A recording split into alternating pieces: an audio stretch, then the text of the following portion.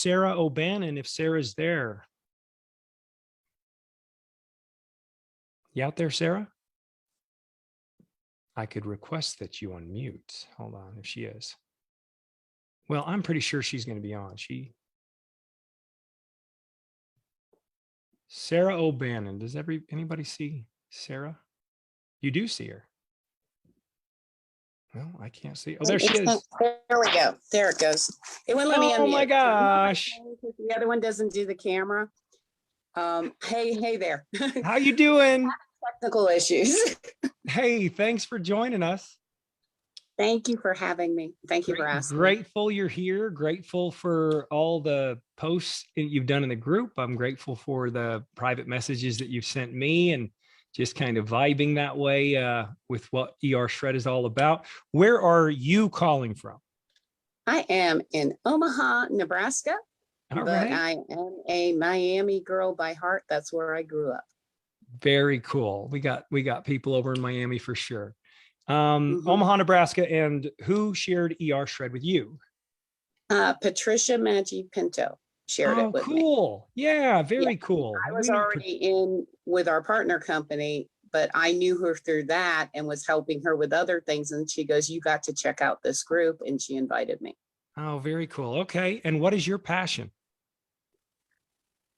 In life, I love my work. I love what I do as a what job. do you do? But I actually am a government contractor, and I work as leading a team helping in social services out of Las Vegas. Oh, cool. Okay. All right. Very cool. Yeah. And what was the other thing you were going to say? My biggest passion is music. Oh, cool. I was voice teacher for many years. I was in a rock band. And my other passion is race walking, which in the 90s took me to the Olympic Training Center. And also I was asked to lead the U.S. junior women's team in a competition against Canada. Well, I'm glad I asked. This is really cool. By the way, we are big on walking. Jesse would say the same. We are big on walking with ER Shred. We really don't want people running until they kind of work up to it, build up to it, keeping in mind that 90% of the equation here is dietary. So very cool. All right. That's fun. Good to learn about you. I'm sure that you're going to have people reach out to you and talk to you more about that. That's why we asked the question. A lot of fun. And give us an idea. What's your ER Shred story? Well, I mean, I had a great first shred. 9.2 pounds down. I had measured, just the IsaBody measures. So I had 2 inches off my bust, my waist, my hips. All the swelling stopped with the legs. I felt better. I could feel the energy. And I guess really to understand the improvement from here is to understand where I was when I started in my journey, because that's where I have to say it was the easiest cleanse days I've ever had since 2019. I only did the cleanse, the bone broth, the hydrate and water. That's it. No snacks, no chocolates, all the things that were, oh my God, I have to have this. And I'd get dizzy and nauseous on my cleanses. None of that happened. Good. And just staying on the food plan has been easy, and doing the maintenance. I miss spices. So my first thing was garlic powder. Adding some of that, and I'm going to try really crushed garlic and try a shrimp scampi this weekend. I seem to do fine with a little bit of garlic powder. You got to be careful because some of the garlic salts have MSG in them. Be careful, people. Yeah, this is pure roasted garlic powder. Penzeys is a really good brand that I use on my spices. And then next week I want to try liver and onions. Go respect. That's awesome. I love my liver and onions. I love cooked onions. I already know raw veggies are a culprit with me just in general in life because I've had stomach issues. But you had asked me what was life like before the ER Shred. So I have to say, when my friend Annette reached out to me in spring of 2019, I was hobbling with a cane. I was horribly overweight. And I really didn't even have the money to try this. And she's like, well, try a canister of this. And they had the caramel latte, Isopro. She goes, try this. Just do a shake a day, see how this works. And I really liked it. And I really scrounged together and got enough to buy my first pack. And the rest was sort of history. And the weight started coming off. I mean, I was just doing the 30-day, got the 30-day pack.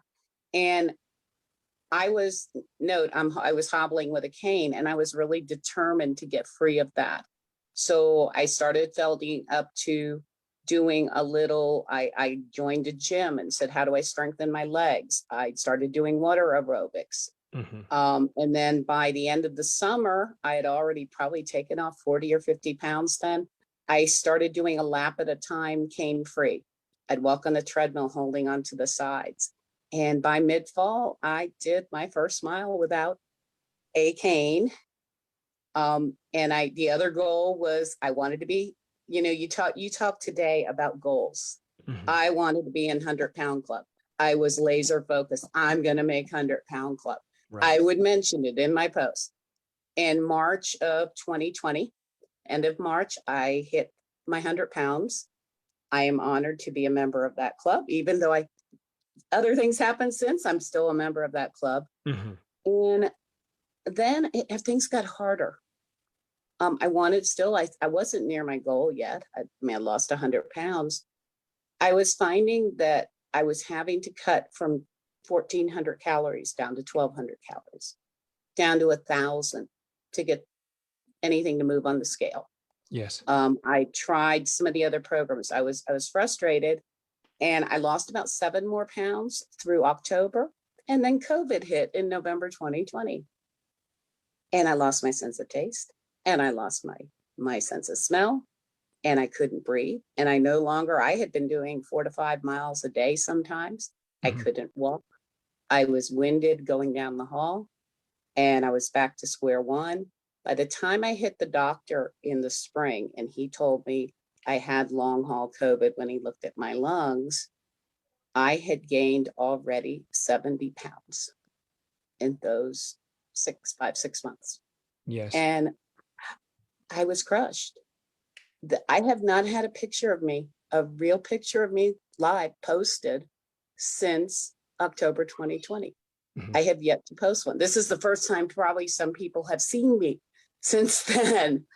And I was determined. So when Patricia invited me, I sort of had hope.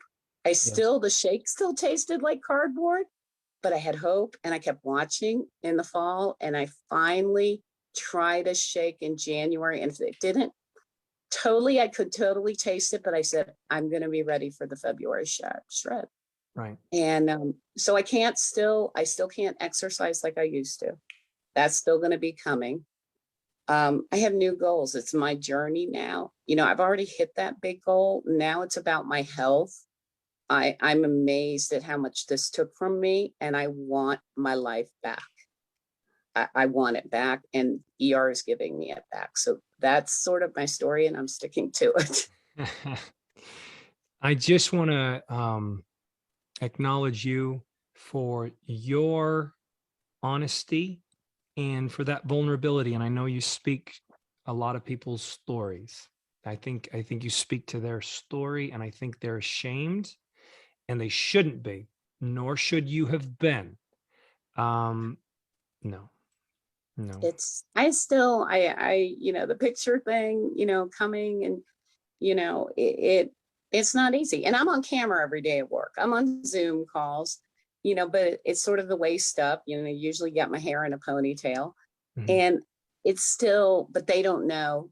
They really didn't see me then, because by the time they saw me, I'd already been through the COVID. So they haven't seen me at my finest, which I considered. So, but yeah, there's shame. And, what I found in the community, I was so afraid when I shared I'd gained weight on my personal wall, and you saw the post, and I got nothing but love.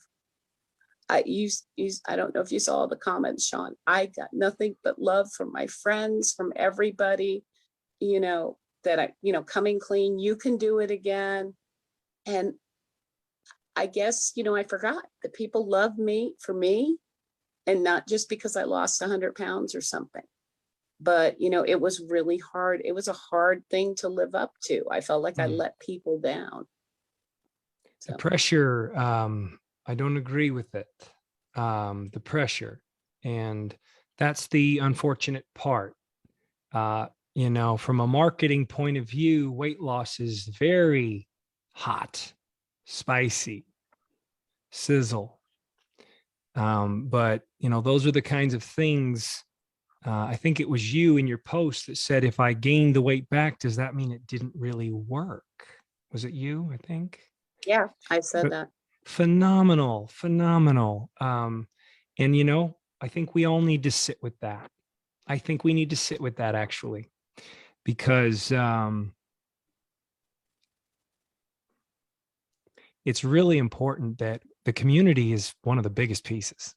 I think you see that. Yeah. I think you see that.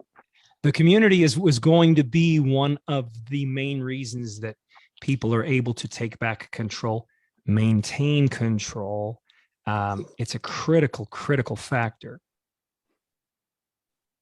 It's and I saw a few, other comments there, and yeah, you want to shrink because, well, I'm a leader, and now I'm sick and I can't stick to the program, and this, and, but I realized it's so much more than that, especially because it's almost like I'm going to be discovering a way of eating for life that's going to identify these things. I mean, I take probiotics. I take the digestive enzymes. I've had stomach issues. Yeah. I have what's called a double length twist. They call it a tortuous colon. What a word for it.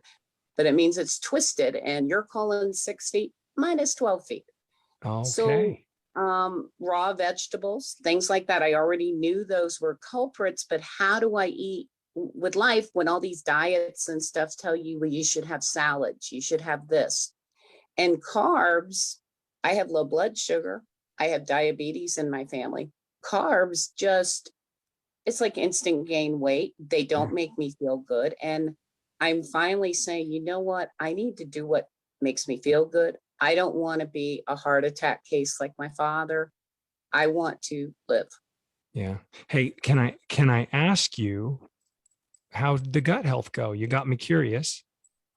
It is going really good. And I think a lot of it is when I was doing the protocols. Now, I think a few times I remember Annette gave me, she had the race to maintenance protocol from Peter Greenlaw. Sure. So she talks to Peter. So she had that.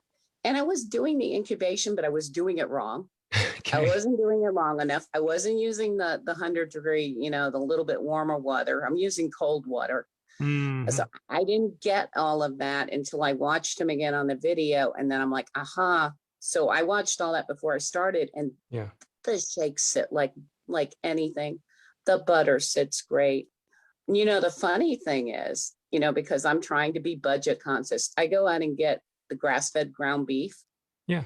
Both times I try it, I feel nauseous the next day. Yeah, me too. I can only do a little bit of ground beef. It's something about, I don't know what it is. It's a different kind of gristle, I think. Yeah, but who knew? Who knew? I get burgers. I used to love burgers. Well, obviously you're in more expensive date, Sarah. You need to do steak. So I'm just going to take pride that I'm a more expensive date. I want to tell you something, Sarah. You brought something to my mind. I think it's very important that we point out. You said it. Thank you for that. You said it. The empowerment piece around this is that we leave it open-ended and let everybody try to build their own blueprint. That's a little scary, but I'm telling you, that's the empowerment. And we are giving people a gift. I mean, it is a gift if they will embrace the ability to listen to your body, learn that feedback, learn that language, and build your own blueprint. And it will be a tool and a resource that you will carry forward forever. And I can't think of a more powerful tool that will impact all areas of your life. I can't, you have to understand, my mom was very allergic. I have friends that were allergic. The elimination diets they would do I mean, the things the doctors give you for an elimination diet are hell, Mm. literal hell.